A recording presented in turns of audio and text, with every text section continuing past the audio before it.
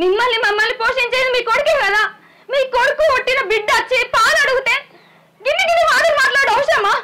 కానీ ఇక్కడికి వచ్చిన తర్వాత మీరు ఏం చేస్తున్నారు? నా కళ్ళతోటి నేను చూసిన వదినని చాలా చిత్రవద చేస్తున్నారు. కానీ మీ కొడుకు మాత్రం ఏమనుకురి, మన కోసమే కదా అక్కడికి పుట్టాడు కష్టం చేసుకొని వస్తాడు. అన్న మీ మీద పెట్టుకున్న నమ్మకాన్ని బొమ్ము చేస్తున్నారు.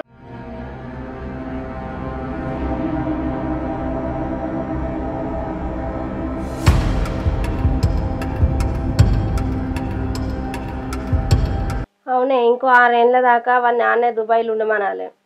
వానితో అప్పులన్నీ కట్టించుకొని వాళ్ళను మన చేతులు ఉంచుకోవాలి. అవునే, నిజమే, కరెక్టే. కానీ కోడలి పిల్ల ఇప్పటికే 4 ఏళ్ళు అయిపోయాయని చెప్పేసి ఆగం కాబట్టి ఇంకో 6 ఏళ్ళ దాకా ఉంచితే ఏం పేట ఎత్తుదో ఏం నుళ్ళు ఎత్తుదో అది కూడా ఆలోచించాలి కదనే. నువ్వు అన్నట్టు నిజమే. ఇంకో 6 ఏళ్ళు ఆనే ఉంచి ఉన్న అప్పులన్నీ కట్టించి ఇంకో 5 లక్షలు 6 లక్షలు మన చేతిలో పట్టుకొని ఉంటే అప్పుడు మన చేతిలో చెప్పినట్టు తింటాడు. కోడలు కూడా చెప్పినట్టు తింటుంది. అవి లేకపోతే తింటుందా? మరి అట్లనే చేయాలి. అట్లా చేయాలి కానీ ఆలోచించాలి, ఏదో చెప్పాలి, చెప్పుకుంటూ ఉంచాలి వాడిని అక్కడ. లేకపోతే చక్కగా ఎంత మంచిగా ఉన్నది ఇక్కడ అంటే వాడు ఆడడానికి చురుకత్తాడు, మన చేతిలోకి జారిపోతారు. అర్థమవుతుందా? వాళ్ళు మన చేతిలో ఉండాలంటే ఇక్కడ ఎప్పుడో ఒకటి బాధో ఏదో లొల్లి ఒకటి చెప్పుకుంటూ ఉంటే ఆయన ఆడనే ఉంటాడు. అట్నే చేయాలి. మన కోడలను వానితో ఎక్కువ ఫోన్ మాట్లాడనియద్దు.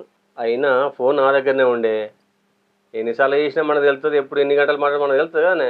అవునే, ఫోన్ రాగానే వాడే చేసిండు అనుకొని మనసు అనేది వాని మీదకి పోతుంది కదా, అందుకే అంటాను. అదే ఫోన్ రాగానే తిన్నారా పన్నారా మంచిగా ఉన్నారా 4 ముచ్చట్లు మాట్లాడంగానే మేము మాట్లాడతాం బిడ్డ ఫోన్ ఇటీ అని చెప్పేసి తీసుకోవాలి.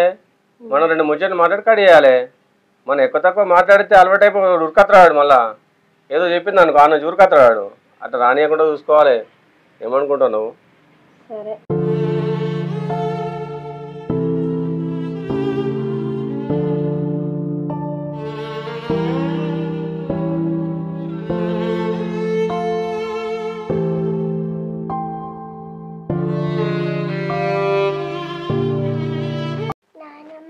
ఏందే చిట్టి గిట్లా వచ్చినావు? ఏం కావాలి? నానమ్మ నాకు ఆకలి అవుతుంది, నాకు పాలు కావాలి, పాలలో టాసులు కూడా కావాలి. ఏందే మీ అయ్యవ్వ సంపాదించిన గడ్డేమని ఉందా? ఇడ పాలు కావాలా పాలకు తోసులు కావాలని అడుగుతున్నావు? ఏమని అడుకోపా.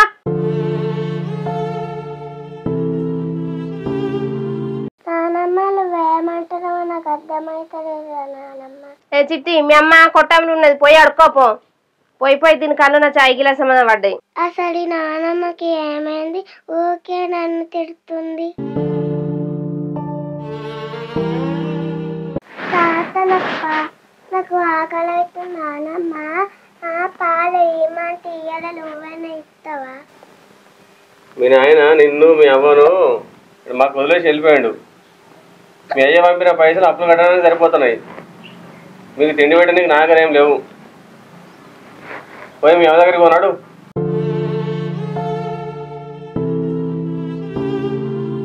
అరే చిట్టి ఇటు రారా, నేను చాయ్ పోసుకొస్తా గాని.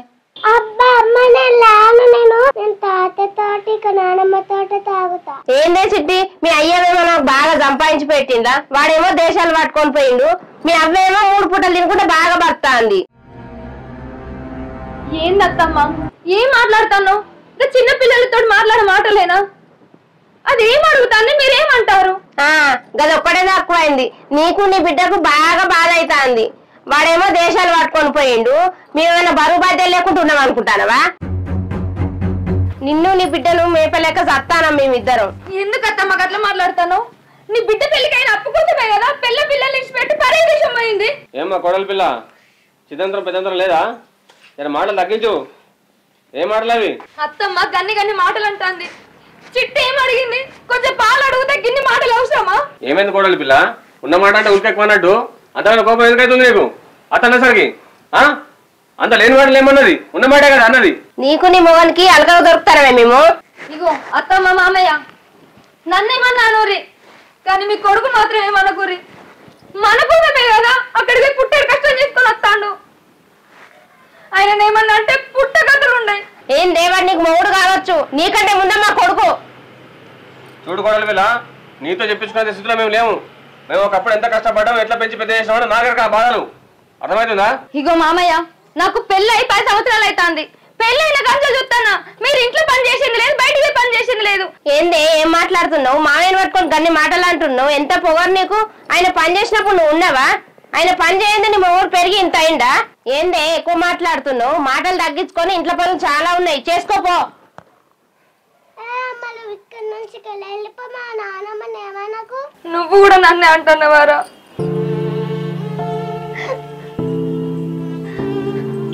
నాన్నమ్మ పాలు నువ్వే కలిపి. నేను కలిపి మీ మమ్మీ పోతుంది, పో కలిపిస్తుంది. నాన్నమ్మ నేవాను, నువ్వంటే నాకు ఇష్టం. దెబ్బలు పడితే నీకు మీ మమ్మీ దగ్గరికి వా.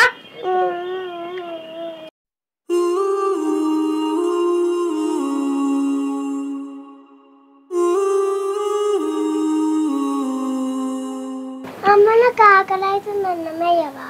నేను బట్టలు వింటుతాను బిడ్డ, లోపల నానమ్మ ఉంటది, నానమ్మ నడిపోయేది. అమ్మ నానమ్మ తక్క కోతే రోజు ఎన్నిసార్లు తింటావని తిట్టిందమ్మ. అమ్మ ఇక ఈరోజు నేను ఒక్కసారైనా తినలే అమ్మ. నాకు అన్నం పెట్టి ఆకలి అవుతుంది. అమ్మ ఎందుకు ఎడుతున్నావు అమ్మ? అప్పుడు నేను నానమ్మ ముందు తిట్టినందుక.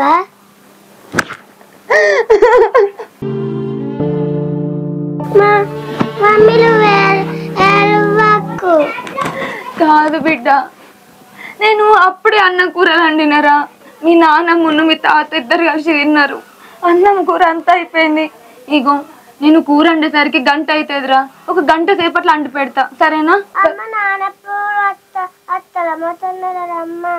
నాన్న చెప్పని అత్తడు బిడ్డ. నానుంటే మనకి ఎన్ని పడదు ఉండవు కదమ్మా.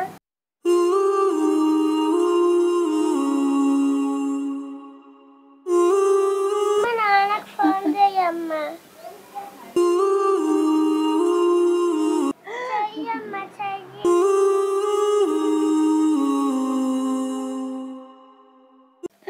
మీ నాన్న రానికి ఇంకా 2 సంవత్సరాలు పడతాయి బిడ్డ.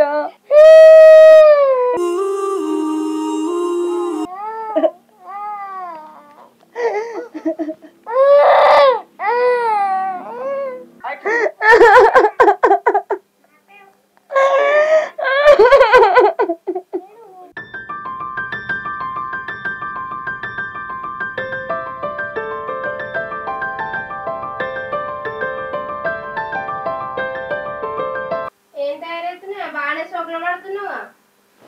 బొట్టు పెట్టుకొని బాగానే సింగారించుకుంటున్నావు. వాడేవాడ దుబాయ్లో ఉన్నాడు, సింగారించుకొని ఏం చేస్తారని సింగారించుకున్నావా? బాగా పని లేదు ఏం లేదు, ఎక్కడ పని అక్కడనే ఉన్నది. తయారవడానికి ఉన్నావా? ఆ పని అంతా ఎవడు చేస్తాను అనుకుంటున్నావు? అసలు ఏం మాట్లాడతాను అత్తమ్మా? అరే నేను ఇంటి కోడలు అత్తమ్మా. నేను ఇప్పుడు ఏం సింగారించుకున్నా, జుట్టేసుకున్నా, బొట్టు పెట్టుకున్నా. అరే గీంత మాత్రం తయారు కారా? నువ్వు తయారు కాలేదా? నిన్నంటే నువ్వు ఊకుంటావా? ఆహా, నీ మొగడు నా కొడుకు, వాడేమో దుబాయ్లో ఉన్నాడు. మరి ఎవరి కోసం సింగారించుకుంటున్నావే? బాగా మాట్లాడతాను. నీ కళ్ళకి నేను ఎట్లా కనబడతానా? అరే స్నానం చేసి బొట్టు పెట్టుకొని జుట్టేసుకుంటూ తయారవుతానా? ఎవరికి పడితే వాళ్ళకి అంట కట్టగత్తమ్మా. నన్ను అంటాను గాని మరి నాకంటే ఎక్కువ నువ్వు కూడా తయారైనావు కదా అత్తమ్మా. మరి మామ ఉండగానే నువ్వే వాళ్ళ కోసం తయారైతాను అత్తమ్మా. మాట్లాడుతున్నావు మనిషి.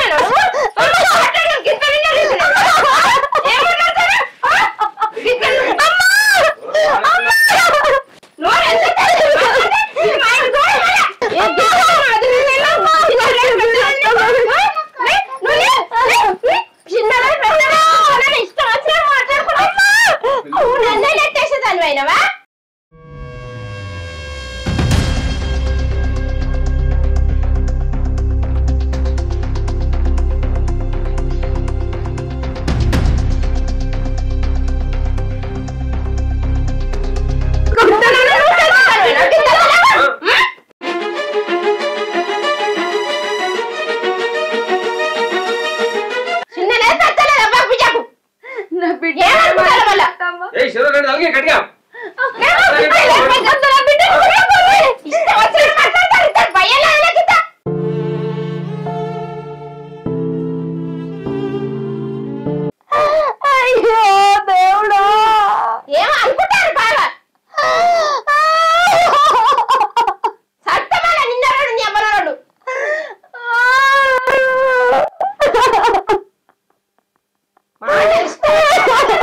భయ్యలేదా చింతనన్నా నువ్వెత్తారు అచ్చే ఇంతంతలా నా బిడ్డను కొట్టకూర అత్తమ్మ పని చేయాలి ఇది మన మాట అనుకుంటా సురుకులు పెడితే మన మాట ఉంటది. అవునండి నిజంగా మంచి మాట వద్దు మామయ్య కొట్టకూరు మామయ్య మీరు చెప్పినట్టే మామయ్య బయట వాళ్ళని చూస్తే మనం చేస్తాను అనుకుంటారు. మామయ్య నా భర్త వచ్చే వరకు మీరు చెప్పినట్టేంట మామయ్య నన్ను ఏం చేయకు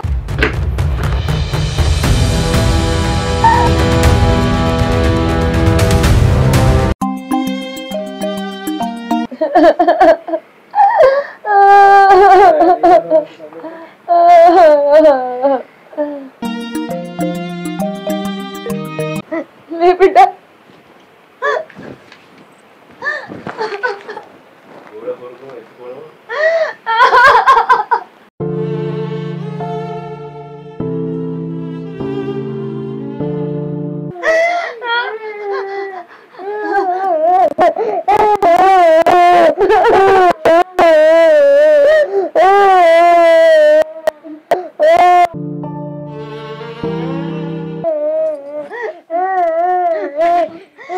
సృజన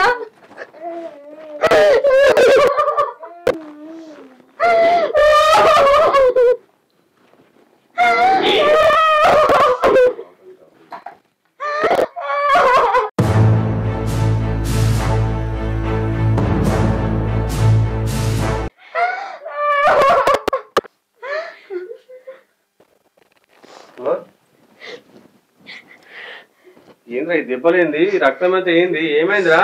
ఏందిరా ఈ దెబ్బలన్నీ ఏమైందిరా? ఏం లేదమ్మా, ఈ ఇంట్లో వదినకైతే ఎలా చేస్తున్నారో నా అత్తారింట్లో నాకు అదే పరిస్థితి ఉందమ్మా. ఒక ఇంటి నుంచి వచ్చిన వదినని ఎంత బాగా చూసుకుంటున్నారో అని అనుకున్నా నేను ఇన్ని రోజులు. నా అత్తారింట్లో నాకు ఇట్లాంటి సిచ్యువేషన్స్ ఎదురైనా నేను మీతో ఎప్పుడు చెప్పుకోలేదు. వదిననైనా మంచిగా చూసుకుంటున్నారేమో అనుకొని, కానీ నా అత్తారింట్లో నన్ను కొట్టి చిద్రవద చేస్తుంటే ఆ తన్నులు తినలేక చావలేక నేను తప్పించుకొని నేను ఇక్కడ ఉన్న తల్లిదండ్రులు ఉన్నారని అనుకొని వచ్చిందమ్మా. కానీ ఇక్కడికి వచ్చిన తర్వాత మీరు ఏం చేస్తున్నారో నా కళ్ళతోటి నేను చూసిన వదినని చాలా చిద్రవద చేస్తున్నారు. ఒక ఇంటి నుంచి వచ్చిన ఆడపిల్లని ఎంత బాగా చూసుకుంటారో అనుకున్నా నాన్న ఇన్ని రోజులు. నేను ఒక ఇంటికి వెళ్ళిన ఆడపిల్లనే, కానీ ఇక్కడ వదినకి ఇంత దారుణం చేస్తారని ఊహించలేదు నాన్న. నేను ఈ ఇంట్లో ఉన్నప్పుడు నన్ను ఎంత మంచిగా చూసుకున్నారో వదినను కూడా అంతే బాగా చూసుకుంటున్నారని అనుకున్నానమ్మా. కానీ మీరు ఇట్లా చేస్తారని నేను అనుకోలేదు. ఎంత ప్రేమ ఉన్నా బిడ్డ మీద చూపించుడు కాదమ్మా. ఒక ఇంటి నన్నైతే ఒక ఇంటికి ఎట్లా పంపించిల్లో, ఇంకో ఇంటి నుంచి ఇంకో ఆడపిల్ల వచ్చింది, ఆమెను చూసుకోవాలని మీకు ఎప్పుడు అనిపించలేదా? ఇక్కడ ఈమెను కొడుతుంటే నన్ను అక్కడ నా ఇంట్లో నా అత్తవారు నన్ను కొట్టారా? నా పాపం ఊరికే పోదమ్మా. అందుకని నేనేమో నా అత్తారింట్లో నేను చావును కూడా చూసి వస్తున్నానమ్మా. ఎందుకు మీరు ఇలా తయారవుతున్నారమ్మా? అది నేను ఇన్ని రోజులు మంచిగా చూస్తున్నారని అనవసరంగా మీ విషయంలో నేను భ్రమపడ్డానమ్మా. మీరు ఇలాంటి వాళ్ళని నేను ఊహించలేకపోయినా.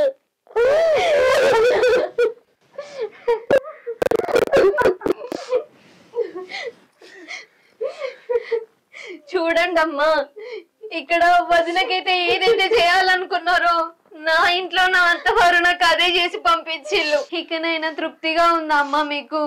వదినని ఇకనైనా మంచిగా చూసుకోవడం నేర్చుకోండి అమ్మా. ఈ అలవాట్లు ఇవన్నీ మానేయండి. నేనైతే మీకు ఎలా కూతురునో నన్ను ఒక ఇంటికి పంపించిళ్ళు, ఒక ఇంటి నుంచి ఇంకో ఆడపిల్లని తెచ్చుకున్నారు. నన్ను ఎట్లా చూసుకున్నారో ఈ ఇంట్లో ఒక ఆడపిల్లని ఎట్లా చూసుకోవాలని మీ మనసుకి ఎప్పుడు అనిపించలేదా? తను కూడా ఒక ఆడపిల్లనే, నా కూతురు లాంటిది అని మీకు ఏ రోజు అనిపించలేదా అమ్మా? అన్న నా పెళ్లికి చేసిన అప్పు తీర్చడం కోసం తను పెళ్ళాని పిల్లల్ని వదిలేసి మీ చేతుల్లో అప్పచెప్పి నా చెల్లెల్ని అయితే ఎట్లా చూసుకున్నారో నా తల్లిదండ్రులు నా భార్యని నా పిల్లని కూడా అంతే ప్రేమగా చూసుకుంటారు అని నమ్మి మీ చేతిలో పెట్టిపోయిండు. అది కూడా కానరాని దేశం పోయిండు. కానరాని కష్టం చేస్తున్నాడు అక్కడ మీకోసము, తన పిల్లల కోసము, తన భార్య కోసము. కానీ మిమ్మల్ని నమ్మి అప్పచెప్పిపోతే మీరు చేసే పని ఏందమ్మా? ఇక్కడ తనని టార్చర్ చేసి కొట్టి తిట్టడమ్మా. చిన్నదానికి కూడా సరైన తిండి పెట్టరు, వీళ్ళని ప్రేమగా చూసుకోరు. ఏం మనుషులమ్మా మీరు? అన్న మీ మీద పెట్టుకున్న నమ్మకాన్ని బొమ్ము చేస్తున్నారు నాన్న మీరు. ఒక ఇంటి నుంచి వచ్చిన ఆడపిల్లైనా ఆడపిల్లే. ఈ ఇంట్లో పుట్టి పెరిగిన నేను ఒక ఆడపిల్లనే కదా నాన్న. ఆమెను ఎందుకు అట్లా వేసి నన్ను ప్రేమగా చూసుకొని ఎందుకు ఇట్లా వేసిల్లు నాన్న మీరు? ఇకనైనా అట్లా చేయకండి అమ్మా, ఇకనైనా మారండి అమ్మా మీరు. అమ్మని క్షమించండి అమ్మా, తప్పైందమ్మా. ఇక నుంచి మంచిగానే చూసుకుంటామమ్మా వదినను, మమ్మల్ని క్షమించండి అమ్మా. అయ్యో అత్తమ్మ క్షమించండి.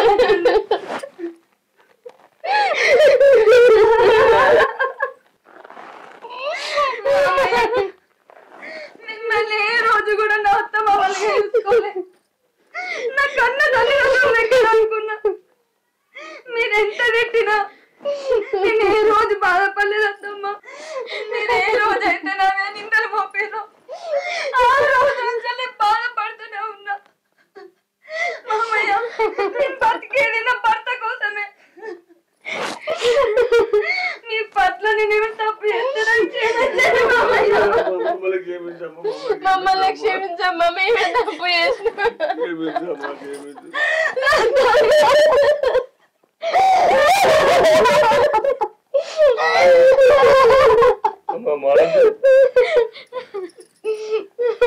క్షమించమ్మా.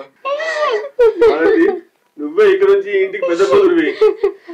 ఇక నుంచి నీ కంట్లో ఒక్క చుక్క నీళ్ళు రాకుండా నేను చూసుకుంటానమ్మా. నా కొడుకు నా మీద పెట్టుకున్న నమ్మకాన్ని నేను కాపాడుకుంటా. క్షమించమ్మా.